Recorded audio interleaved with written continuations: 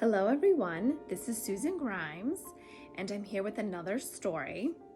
Tonight we have There's No Such Thing as Monsters. And the author is Steve Smallman, that's a person who writes the words, and the illustrator is Caroline Pedler. We have the front cover, we have the back cover, and we have the spine.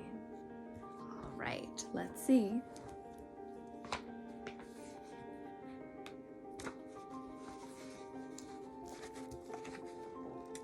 I've got my own bedroom. I'm so big now, sang Little Bear excitedly. Big Bear was excited too. He had his bedroom all to himself at last. Off to bed, Dozy Head, chuckled Big Bear.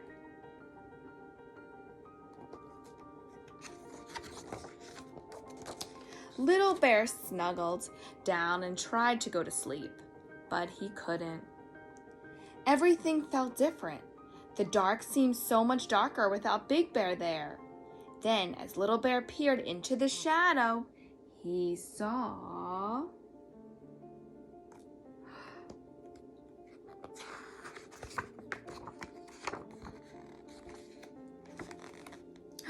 a monster, a big, scary monster, all covered in spines, watching and waiting and ready to pounce. Big Bear, cried Little Bear. There's a spiky monster in my room and it's coming to get me. Oh no.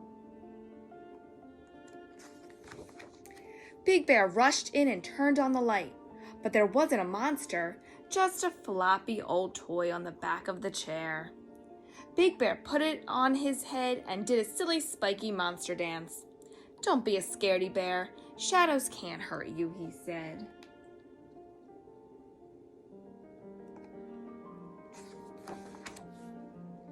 Little Bear snuggled down and tried to go to sleep, but it was just too quiet without Big Bear there. He tried humming a little song to keep the quiet out. Then he thought, what if there's something under my bed? Something that's keeping very still. Shh! He wriggled nervously over to the edge, peeked underneath, and saw a monster's tail. Big Bear, squealed Little Bear. There's a slimy monster under my bed and it's going to eat me.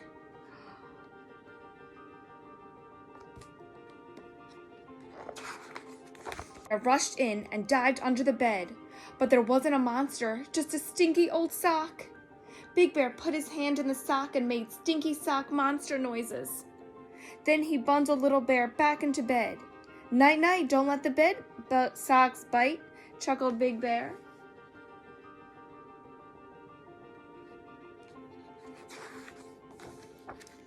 Little Bear snuggled down and tried to go to sleep, but he felt lost in the middle of his big new bed.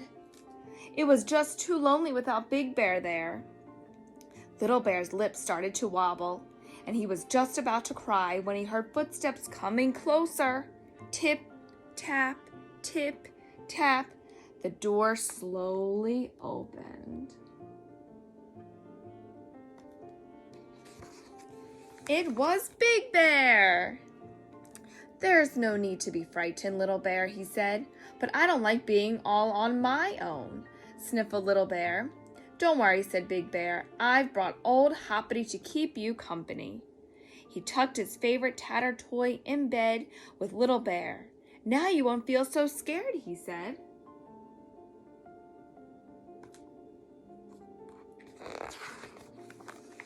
Silly Little Bear, chuckled Big Bear as he went back to bed, frightened of monsters. Big Bear snuggled down in his bed and tried to go to sleep, but he couldn't. His bedroom seemed so empty without Little Bear there. Big Bear lay in the dark, humming a little song to keep the quiet out.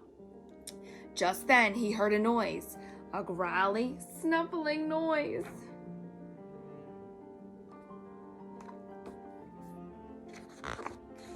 And it was coming from Little Bear's bedroom. Snurfle, snort. Oh no, thought Big Bear. Maybe there really is a stinky sock monster under the bed, and it was a little bear and it wants little bear for its supper.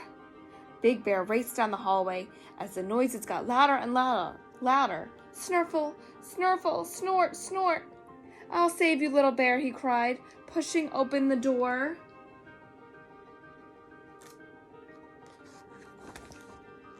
But there wasn't a stinky sock monster, just a small bear fast asleep and snoring loudly in the growly, snuffly way that little bears do.